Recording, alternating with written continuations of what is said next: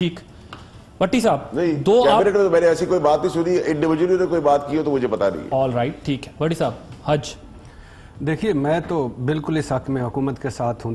اس کی وجہ یہ ہے کہ حضور صلی اللہ علیہ وسلم اور اللہ تعالیٰ کا فرمان اور فرمان الہی ہے کہ صاحب استطاعت لوگ حج کریں۔ ایون یہ بھی فرمایا گیا کہ قرض لے کر بھی حج نہ کریں اور زکوٰۃ بھی وہ دیں جو صاحب استطاعت ہیں۔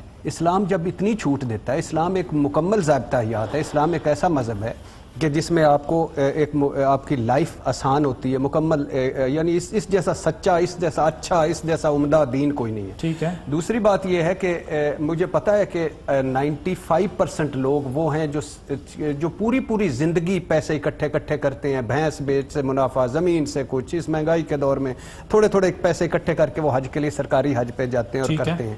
لیکن بات یہ ہے کہ ان ساروں کو یہ سمجھنے کی ضرورت ہے کہ جب آپ کا ملک جب اس پوزیشن میں ہی نہیں ہے، حکومت اب دیکھیں نا، یہ ایک بڑا پاپولر فیصلہ ہوتا ہے کہ حکومت، یہ کوئی آسان فیصلہ نہیں ہے کہ جس میں آپ نے لوگ سمجھتے ہیں کہ پتہ نہیں کیا ہو گیا، یہ ہمارے پہ نہیں خرچ رہے، یہ نہیں، لیکن اٹس اے ڈیفیکلٹ ڈیسیژن کہ آپ سبسڈی نہیں دے رہے۔ اس پورے ملک کو الحمدللہ دو چیزوں پہ یہ پچھلے 25-30 سالوں میں، ایک تو پورا ملک کی سبسڈیز ہو گیا ہے، کوئی ادارہ دیکھ لیں، یوٹیلٹی سٹور دیکھ لیں، پی آئی اے دیکھ لیں، سٹیل مل دیکھ لیں، ریلوے دیکھ لیں۔ آپ کو یہ پتا ہے کہ اگر یہ سبسڈائز جو گورنمنٹس کرتی ہیں، ٹھیک ہے اس کا ایک فیکٹر دوسرا بھی ہے، لیکن اگر یہ جن سبسڈیز کو سب آپ ہٹانے کی بات کریں تو عوام پہ بوم کتنا بڑا گرے گا؟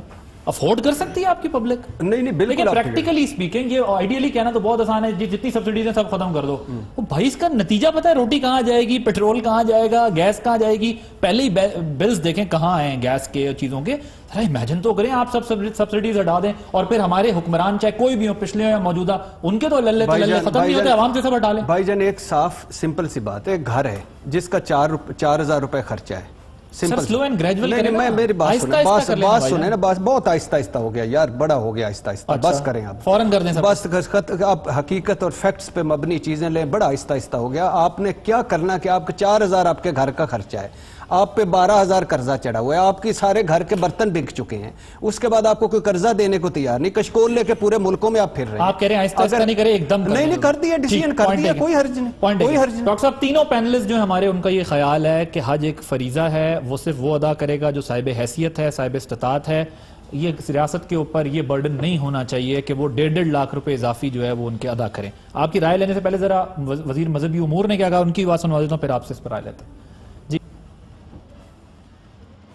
میں باہر کسی کو کال کر رہا تھا، جب وہ باہر کسی سے اپنے ٹیلی فون سے کال کر رہا تھا اور اس کو بنا کے کہ ناراض کیبنٹ کا حصہ ہوں، میں کیسے ناراض ہو سکتا ہوں؟ جب ناراض ہوں گا پھر کیبنٹ کا حصہ نہیں ہوں گا۔ مدینہ ریاست کا تو یہ مطلب ہرگز نہیں کہ لوگوں کو مفت حج کراؤ۔ جی سر، ریاست مدینہ ریاست کا مطلب یہ نہیں کہ مفت حج کراؤ۔ ایک بار یعنی 15 لاکھ روپے 15 لاکھ لوگ ہیں گوشوارے جمع کراتے ہیں، 12 لاکھ ٹیکس دیتے ہیں، جس میں 5 لاکھ ایکچول ٹیکس دینا۔